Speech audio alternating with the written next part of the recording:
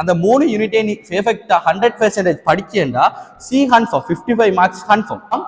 Moratuwa paper அந்த paper இந்த பேப்பர்ல அதாவது ராயல் காலேஜ் பேப்பர் அதுல மெனக்கெட்டதெல்லாம் போதும். பேப்பர் செய்யறது கட்டாயம் பொறுமை ஒண்ணு வேணும். என்னடா பொறுமையை பத்தி இவன் பேசுறான், பேப்பர் பொறுமையா இருந்தா பேப்பர் பறிச்சிட்டு பேசுவாள், பொறுமைன்னு நான் என்னத்த சொல்ல வாரேன்னு கேட்டா அந்த பேப்பர் கிளாஸ் சீரீஸ்ல உங்களுக்கு ஜாயின் பண்ற இன்ட்ரெஸ்ட் இருந்துச்சுன்னு சொன்னா hello friends, welcome back to the channel. இந்த வீடியோ நாங்கள் என்னத்தை பற்றி கேட்க போறோம்னு சொன்னா கெமிஸ்ட்ரி எப்படி ஈஸியாக படிக்கிறதுன்ற எக்ஸாமை எப்படி ஈஸியாக ஃபேஸ் பண்றதுன்ற பற்றி தான் கேட்க போறோம். பட் இந்த வீடியோல நான் கேட்க போறது இல்லை, என் ஒரு ஃப்ரெண்ட் தான் கேட்க போறேன். அவருடைய பேர் ருஷான். அவர் யூனிவர்சிட்டி ஆஃப் பெராதேனியால பேச்சுலர் ஆஃப் ரேடியோகிராஃபி என்ற ஒரு டிகிரி ப்ரோக்ராமை ஃபாலோ பண்ணி கொண்டிருக்கிறார். அவர் இப்போ கரண்டா கெமிஸ்ட்ரி படிப்பிச்சு கொண்டிருக்கிறார். ஸோ அவர் உங்களுக்கு முன்னால கதைச்சா உங்களுக்கு கூட எஃபெக்டிவா இருக்குமான்னு சொல்லி நான் நினைச்சேன். ஸோ இப்போ அவர் உங்களுக்கு முன்னால கதைப்பார். ஹலோ ஃப்ரெண்ட்ஸ், நான் ருஷான், யூனிவர்சிட்டி ஆஃப் பெராதேனியாவில் படிக்கிற ஒரு ஸ்டூடெண்ட். இந்த வீடியோவில் நான் என்னத்தை பற்றி பேச போகிறேன்னு கேட்டால் 3 மாதத்தில் எவ்வளோ ஈஸியாக கெமிஸ்ட்ரியை படிக்கிறேன், இன்னொன்று கெமிஸ்ட்ரியை எவ்வளோ ஈஸியாக எக்ஸாமை ஃபேஸ் பண்ணுறேன், இந்த 2 விஷயத்தையும் பற்றி பேச போகிறேன். அதுக்கு முந்தி இந்த கெமிஸ்ட்ரி எவ்வளோ ஈஸின்னு நான் கூட கட்டாயம் சொல்ல வேணும். என்னன்னு கேட்டால் இந்த பயோஸ்ட்ரீம் எடுத்தீங்கன்னா பயாலஜி, கெமிஸ்ட்ரி, ஃபிசிக்ஸ் இப்படி 3 சப்ஜெக்ட் இருக்கு. இந்த பயாலஜி எடுத்து பார்த்தீங்கன்னா நீ ஒரு பாடமாக்குற ஆக்களுக்கு ஒரு ஈஸியான ஒரு சப்ஜெக்ட். அதாவது நீ எவ்வளவு விளங்கி படித்தாலும் அந்த பாடமாக்குற ஆக்கள் ஈஸியா பாடமாக்கிட்டு எடுத்துருவாங்க. அதே போல இந்த பிசிக்ஸ் எடுத்து பாத்தீங்கன்னா நீ எவ்வளவு பாடமாக்குற டெக்னிக் உனக்கு இருந்தாலும் அங்க விலையை கொள்ற ஆற்றல் இருந்தா மட்டும்தான் நீ டார்கெட் பண்ணணும். ஆனா இங்க கெமிஸ்ட்ரி எடுத்து பாத்தீங்கன்னா பயாலஜி அளவுக்கு கூட பாடமாக்கையும் தேவையில்லை. அதாவது அதுல இருந்து கொஞ்சம் பாடமாக்குற டெக்னிக், பிசிக்ஸ் அளவுக்கு கூட விலையும் குறையும் தேவையில்லை. அதுல இருந்து கொஞ்சம் விலையை கொள்ற டெக்னிக் இங்க எடுத்தா கெமிஸ்ட்ரி போதும். அதாவது நம்மள போல ஆக்களுக்கு ஒரு ஈஸியான சப்ஜெக்ட் என்னன்னு கேட்டா கண்ணை மூடி சொல்றேன் கெமிஸ்ட்ரி. அந்த கெமிஸ்ட்ரியை பத்தி நான் கொஞ்சம் விரிவா பேசுவோம்னு நினைக்கிறேன். ஓகே, இனி நான் மெயின் டாபிக்ல போகணும்னு நினைக்கிறேன். இந்த மெயின் டாபிக் போறதுக்கு முன்னாடி நான் ஸ்டூடெண்ட்ஸை 2 டைப்பா பிரிக்கிறேன். ஒன்னு லோ லெவல், 2 ஹை லெவல். ஏன்னு கேட்டா லோ லெவல், ஹை லெவல் 2 பேருக்கும் ஒரே டெக்னிக் சரி வருமானு கேட்டா இல்ல. இங்க நான் முதல்ல லோ லெவல சொல்லிட்டு 2 ஹை லெவல் சொல்லுவோம்னு நினைக்கிறேன். ஏன்னு கேட்டா இந்த லோ லெவல் ஆக்கள் தான் இப்போ கூட டென்ஷன்லயும் கூட தலையிலையும் இருப்பீங்க. ஸோ அந்த ஆக்களுக்கு நான் என்ன சொல்ல வரேன்னு கேட்டா நீ ஃபர்ஸ்ட் உன்னை நீ நம்பணும். அதாவது எனக்கு 7 அப்படி ஒரு டாபிக் வரணும் உனக்கு. இன்னொரு விஷயம் என்னன்னு கேட்டா நீ இனி டோட்டலா 14 யூனிட் கெமிஸ்ட்ரியில் உள்ள டோட்டல் யூனிட் படிக்கணும்னு சொல்ற ஒரு மைண்ட் செட் இனி ஒன்னே இருக்கக்கூடாது. ஏன்னு கேட்டா 2 வருஷத்தை வேஸ்ட் பண்ணிட்டோம். இருக்கிற ஒரு 3-4 மாசத்துக்குள்ள அவ்வளோத்தையும் படிக்க சான்ஸ் இருக்கேன்னு கேட்டா சான்ஸே இல்லை. அப்போ நீ என்ன செய்யணும், நான் உங்களுக்கு ஒரு 3 யூனிட்டை செலக்ட் பண்ணி வச்சிருக்கேன். அந்த 3 யூனிட்டே நீ பெர்ஃபெக்ட்டா 100% படிச்சேன்டா சி கன்ஃபார்ம் 55 மார்க்ஸ் கன்ஃபார்ம். அதாவது general chemistry, organic chemistry, inorganic chemistry. இங்கே ஆர்கானிக் கெமிஸ்ட்ரி எடுத்து பாத்தீங்கன்னா நீங்க பெர்ஃபெக்ட்டா படிச்சீங்கன்னா 25 மார்க்ஸ் கன்ஃபார்ம். அதே போல இன்ஆர்கானிக் கெமிஸ்ட்ரி படிச்சீங்கன்னா ஒழுங்கா 20 மார்க்ஸ் கன்ஃபார்ம். அதே போல ஜெனரல் கெமிஸ்ட்ரி நீங்க எடுத்து பாத்தீங்கன்னா இப்ப ஜெனரல் கெமிஸ்ட்ரி செல்வாக்கு கூட்டிட்டு வருது. என்ன 5 MCQ அது தாண்டி ஒரு ஸ்ட்ரக்சர் வருது. ஸோ அதுல ஒரு 10 மார்க்ஸ் எடுக்கணும். டோட்டல் 55 மார்க்ஸ் கன்ஃபார்மா எடுக்கணும் பெர்ஃபெக்ட்டா ஒழுங்கா படிச்சா. முதல்ல நான் ஜெனரல் கெமிஸ்ட்ரி பத்தி சொல்ல போறேன். இப்போ ஜெனரல் கெமிஸ்ட்ரியோட நம்மளுக்கு கெமிஸ்ட்ரி வருத்திருக்கீங்க. என்று கேட்டா ரிசோர்ஸ் புக் எடுத்து பாத்தீங்கன்னா கொஞ்சம் பரப்பு கொஞ்சம் பெருசா இருந்திருக்கீங்க. சயின்டிஸ்ட் பார்ட்டி அது இதுன்னு படிச்சிருப்போம். ஸோ அந்த என்ன செய்யணும் கேட்டா அதுக்கு நீங்க ஒரு பாஸ் பேப்பரை இங்க எடுத்து ரிசோர்ஸ் எடுத்து பாத்தீங்கன்னா நீங்க இப்போ பாஸ் பேப்பரை ஜெனரல் கெமிஸ்ட்ரியில தொடர்ச்சியா என்ன கேள்வி வருதுன்னு கேட்டா ஒரு குறிப்பிட்ட கேள்வி திரும்பி வரும். அதாவது ஒரு பிணைப்பு கோணம், பிணைப்பு வரிசை, அயனாக்கல் சக்தி, மின்னதித்தன்மை, பரிவு கட்டமைப்பு, லூயின் கட்டமைப்பு இதா மாறி வரப்போகுது. அப்போ அந்த 10 வருஷம் பாஸ் பேப்பரை நீ செஞ்சீங்கன்னா உனக்கு ஜெனரல் கெமிஸ்ட்ரி கிளியர் ஆகிடும். அதே போல அடுத்தது ஆர்கானிக் கெமிஸ்ட்ரி. இந்த ஆர்கானிக் கெமிஸ்ட்ரி எடுத்து பாத்தீங்கன்னா நீங்க இதுல ஒரு 75% படிச்சா அதாவது டோட்டலா 25 மார்க்ஸ் தானே, அதெல்லாம் ஹாஃப் எடுக்கணுமா? அப்படித்தான் இல்லை. ஏன்னு கேட்டா இது நீ 100% படிச்சா மட்டும்தான் நீ ஃபுல்லா கம்ப்ளீட் பண்ண முடியும். அதாவது உனக்கு நார்மலா தெரிஞ்சிருக்கு மாற்றீடு ஒன்று இருக்கு. அந்த மாற்றீடு செய்யறேன்னு சொன்னா உனக்கு 100% தெரிஞ்சிருக்கணும். அப்படி தெரிஞ்சா மட்டும்தான் அந்த அதை பெர்ஃபெக்ட்டா முடிக்கணும். அதே போல இன்ஆர்கானிக் கெமிஸ்ட்ரி. இந்த இன்ஆர்கானிக் கெமிஸ்ட்ரி எடுத்து பாத்தீங்கன்னா அதுல 3 டைப்பா பிரிச்சிருப்பாங்க. S block, P block, D block. இப்போ நீ இதுல எஸ் பிளாக்கையும் படிச்சுட்டா ஒரு டி பிளாக்கையும் படிச்சுட்டா பி பிளாக் படிக்கலன்னு அதாவது 50% படிச்சுட்டா. அப்படி படிச்சு கூடி நீ ஒரு எக்ஸாம்பிள பெர்ஃபெக்ட்டா செய்யலாம். அதாவது நீ இப்ப 3ல 2 படிச்சுட்டு போறா, அது படிக்காத ஒண்ணு வந்தா அந்த இடத்துல டென்ஷன் ஆயிருவா, முடிச்சு. சரியா? அது என்ன செய்யணும், பெர்ஃபெக்ட்டா 100% படிச்சாதான் இந்த இன்ஆர்கானிக்கையும் செய்யணும். இந்த 3ஐ நீ பெர்ஃபெக்ட்டா ஒழுங்கா படிச்சேன்டா சி கன்ஃபார்ம். இதை தாண்டி இன்னொன்னு நீ ஒழுங்கா தியரியை படிச்சதுக்கு பிறகு இது எப்படி சமரி பண்றேன்னு நான் பின்னுக்குள்ள சொல்லுவேன். அந்த ஹை லெவல் பார்ட்டிக்கு ஹை லெவல் சொல்றதுக்கு காரணமே இந்த டைம்ல அவங்க இப்படி எல்லாம் செஞ்சிருக்கணும்னு நினைக்கிறேன். பாப்போம். இப்போ ஹை லெவல் பார்ட்டிக்கு வருவோம்.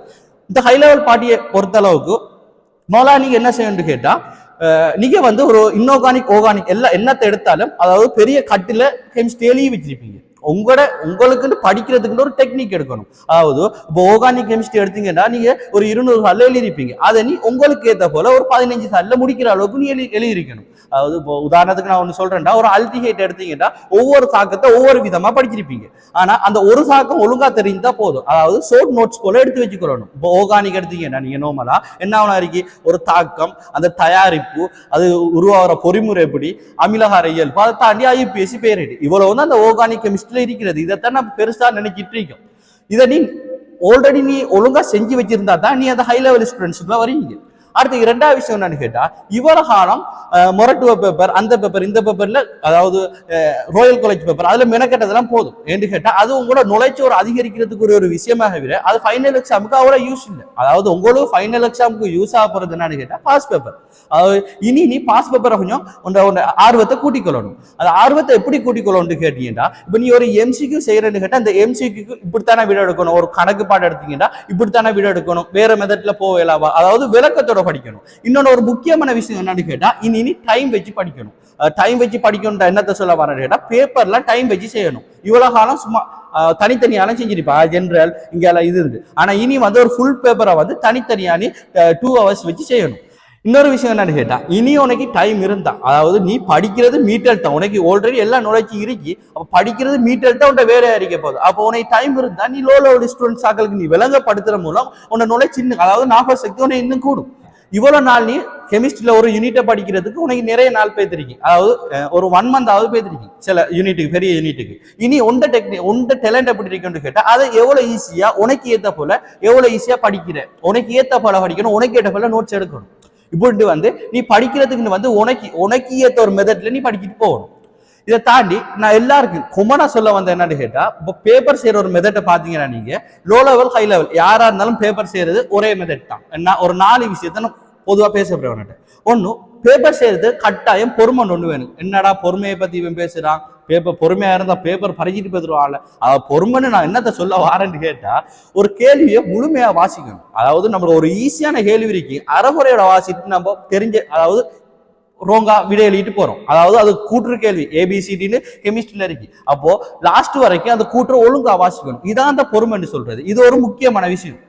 2வது பேப்பர் செய்யக்குள்ள என்னன்னு கேட்டா, பேப்பர் வந்து அந்த ஓர்டர்லாம் செய்யணும் இல்லை, உனக்கு ஏற்ற போல, அதாவது படிக்கிறதுக்கு உனக்கு ஏற்ற ஒரு டெக்னிக் இருக்கிற போல பேப்பர் செய்யறதுக்கு உனக்கு ஒரு டெக்னிக் எடுக்கணும். அதாவது எப்படி, நான் இதைத்தான் மோலா செய்வேன், இதைத்தான் 2வது செய்வேன் ஏன்னு கேட்டா, நீ ஒரு ஈஸியான யூனிட்டை மோலா செய்யறதால அந்த யூனிட், அதாவது அந்த கேள்வி செய்யப்படுறதால உனக்கு ஆர்வம் கூடும். இது செய்யப்பட்டுட்ட அடுத்த இன்ட்ரெஸ்டோட போய் போனது ஒரு கஷ்டமான கேள்வி நீங்க பிசிக்கல செய்ய போனீங்க, நாங்கள் என்ன நடக்கும், அதுக்கு விட வராட்டி தெரிஞ்ச கேள்வி கூடி வேஸ்டா பேத்து.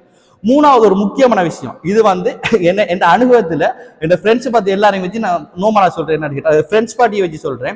ஒரு கேள்வி நீங்க செஞ்சுட்டு போறீங்கன்னு சொன்னீங்கன்னா, அந்த கேள்வியில உங்களுக்கு சின்ன ஒரு குழப்பம் வந்துட்டு அந்த கேள்வியில வச்சு நீங்க மெனக்கட்டுறீங்கன்னா, அந்த கேள்வியை விட்டுட்டு அடுத்த கேள்வி போங்க. அதே நீங்க சுத்திட்டு இருந்தீங்கன்னா டைம் தான் வேஸ்ட் ஆகும். பின்னுக்குள்ள வந்து ஈஸியா செய்யற கேள்விக்கு டைம்லாம் குறைஞ்சிங்கன்னா ஈஸியா செய்யற கேள்வி ஒழுங்கா செய்யப்படாது. இதை தாண்டி ஒரு முக்கியமான விஷயம் சொல்லணும் என்னன்னு கேட்டா, இப்போ எக்ஸ்ட்ரா டைம்ல ஒரு 10 நிமிஷம் தராங்க. அந்த 10 நிமிஷம் நம்ம என்ன 10 நிமிஷத்தை என்ன நினைக்கிறோம், அந்த 10 நிமிஷத்தை யூஸ் பண்ணி நம்ம ஒரு எஸ்ஏக்கு யூஸ் பண்ணணும்னு நினைச்சிட்டு இருக்கீங்க.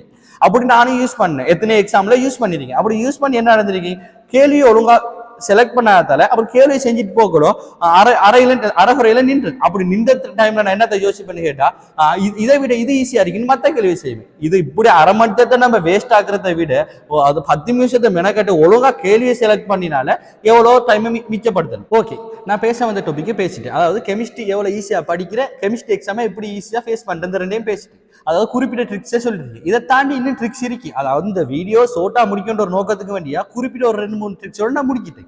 இதை தாண்டி உங்களுக்கு ஏதாவது டவுட்ஸ் இருந்தா நீங்க கமெண்ட் பண்ணுங்க, அதுக்குரிய ஒரு வீடியோ உங்களுக்காக நான் அப்டேட் பண்ணுவோம். ஃபைனலி இந்த வருஷம் எக்ஸாம் எழுதுற அனைவருக்கும் ஆல் தி பெஸ்ட். அதை தாண்டி இந்த வீடியோ இவ்வளவு நேரம் பொறுமையா பார்த்ததுக்கு thank you very much. Okay, so அண்ணா சொன்ன எல்லாத்தையும் வந்து நீங்கள் கேட்டிருப்பீங்க. இப்போ அவர் வந்து எல்லாமே ப்ராக்டிக்கலாக சொல்லியிருப்பார். அவர் சொன்ன எல்லாமே வந்து உங்களுக்கு விளங்கியிருக்குமான்னு சொல்லி நான் நம்புறேன்.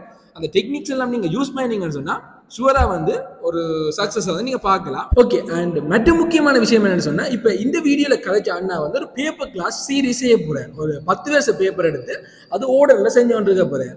இப்போ பேப்பர் கிளாஸுக்கு போகிறது இந்த முக்கியத்துவம் உங்களுக்கு தெரியும். இப்போ ஒரு பேப்பர் கிளாஸ் போகிறதன் மூலியமா ஒரு கேள்வி எப்படி அணுகிறன்றதும் நீங்கள் தெரிஞ்சு கொள்வீங்க. மற்ற விஷயம் என்னன்னு சொன்னா உங்களுக்கு தியரியும் வந்து உங்களுக்கு ரீகோல் ஆக போகுது. ஸோ அந்த பேப்பர் கிளாஸ் சீரீஸ்ல வந்து உங்களுக்கு ஜாயின் பண்ற இன்ட்ரெஸ்ட் இருந்துச்சுன்னு சொன்னா இந்த ஸ்கிரீன்ல தெரியற நம்பரை வந்து கான்டாக்ட் பண்ணுங்க. மிச்ச இன்ஃபர்மேஷன்ஸ் வந்து அவர் உங்களுக்கு சொல்லுவார்.